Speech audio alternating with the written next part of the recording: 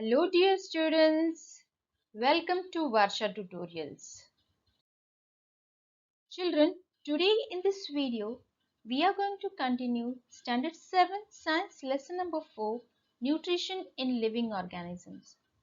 To watch first part of Nutrition in Living Organisms, click the link given in the description below.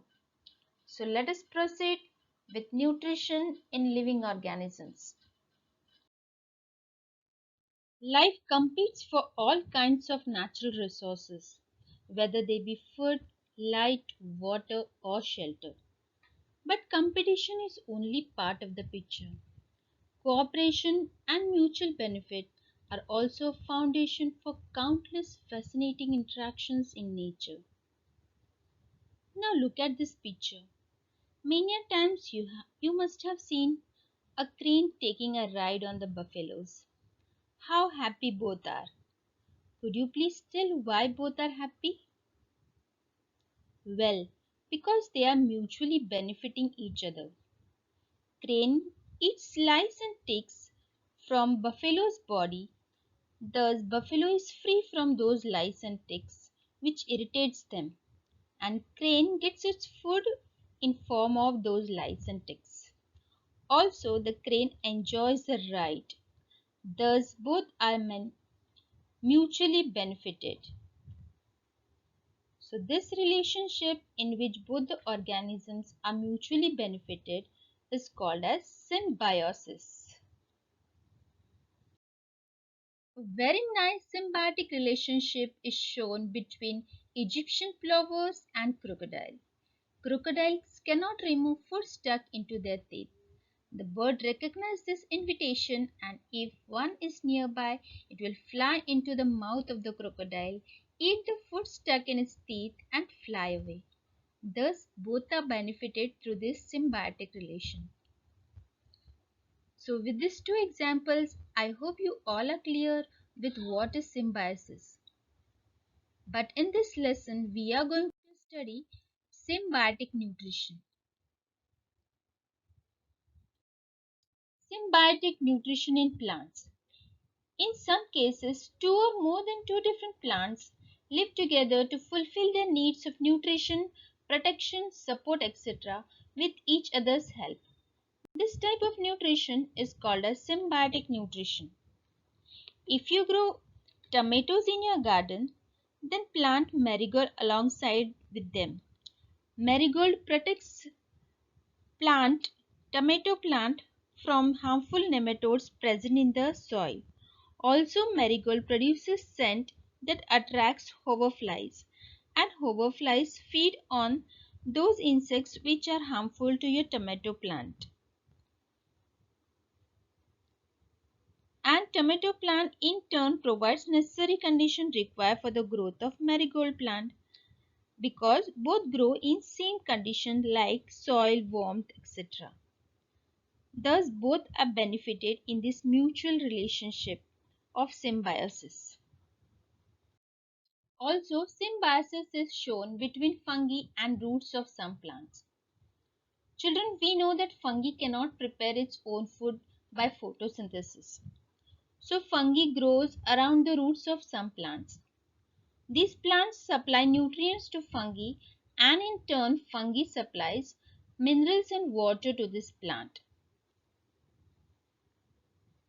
Symbiosis is also shown between fungi and algae and is called as lichen. Children, we all know that fungi is non-green and cannot prepare its own food. So it obtains its nutrition from green colored algae.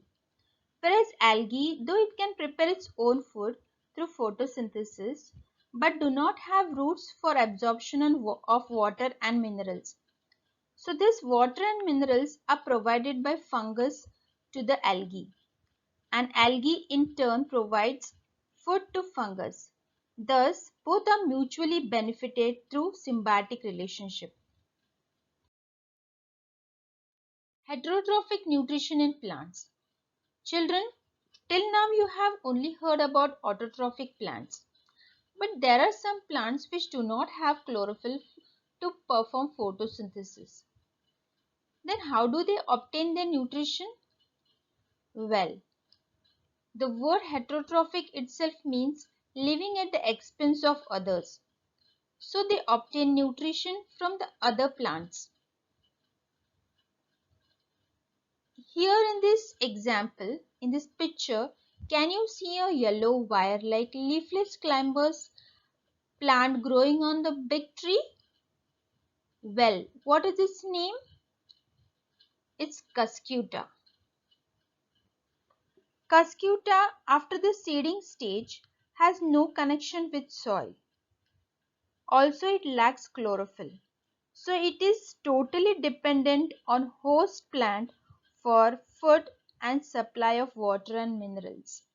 So, Cuscuta is a completely parasitic plant. What are parasitic plants? The plants that grow on the body of other plants to obtain food are called as parasitic plants. And Cuscuta is one of them. Other example of parasitic plant is Loranthus. But children, Loranthus is partially parasitic plant. Let's see why. Aerial part of the Loranthus have green colored leaves, so it can carry out photosynthesis.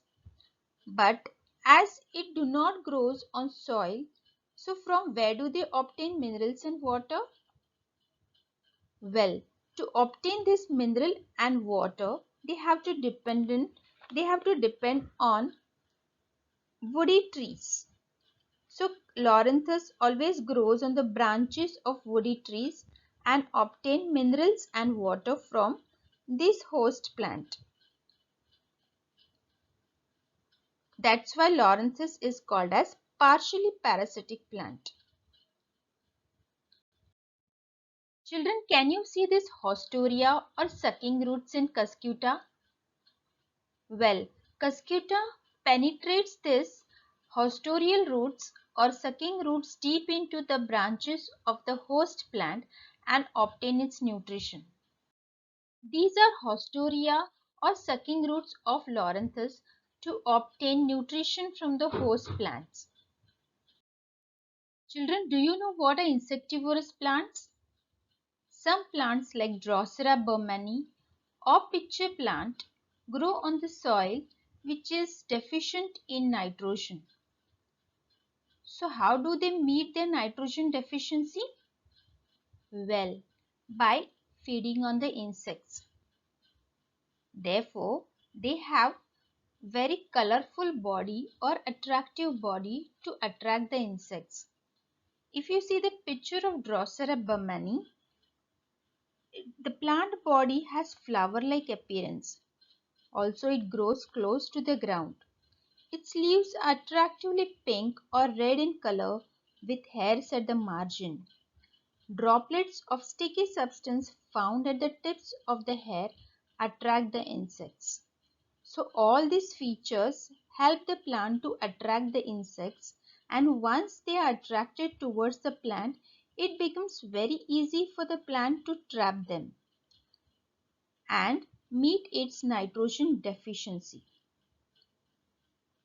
Children, the scientist Johannes Burman identified this plant in Sri Lanka in 1737. Hence, the plant is named after him. Why does the pitcher plant feed on insects though it produces food by photosynthesis? Well, the answer is same. As pitcher plant also grow in the nitrogen deficient soil or water, to meet its nitrogen deficiency, it feeds on the insects and utilizes its protein to meet its nitrogen deficiency. Now let's understand what are saprophytic plants. There are some living organisms which cannot prepare their own food, but they don't harm anything living to get their nourishment. They depend on dead and decaying bodies of other organisms for their food. So how will you define saprophytic plants? Well, the plants that obtain food from dead and decaying bodies of other organisms are called as saprophytic plants. Various types of fungi like mushroom and yeast are saprophytes. Fungi secretes digestive juice on the dead bodies to digest the carbon compounds they contain. The nutrients that are needed are absorbed from this solution. Food spoilage due to fungus. Some fungus are responsible for spoiling the food, whereas some fungus are also used for medicinal purpose. Example for the manufacturing of antibiotics. Uses of yeast and mushroom. Yeast is used in the fermentation process like making of alcohol and beverages and also for making bread, whereas mushrooms are rich source of ions and vitamins. That's all for today, dear students. If you have understood this video, you will surely answer these following questions. So please answer these questions in your notebook. And if you're not able to answer any of the question, please watch the video again and try to solve these questions in your science notebook. Thanks for watching. So thanks for watching, dear students. And yes, you have forgotten to hit on the like button. Also don't forget to share and subscribe to my channel because knowledge sharing is knowledge squaring.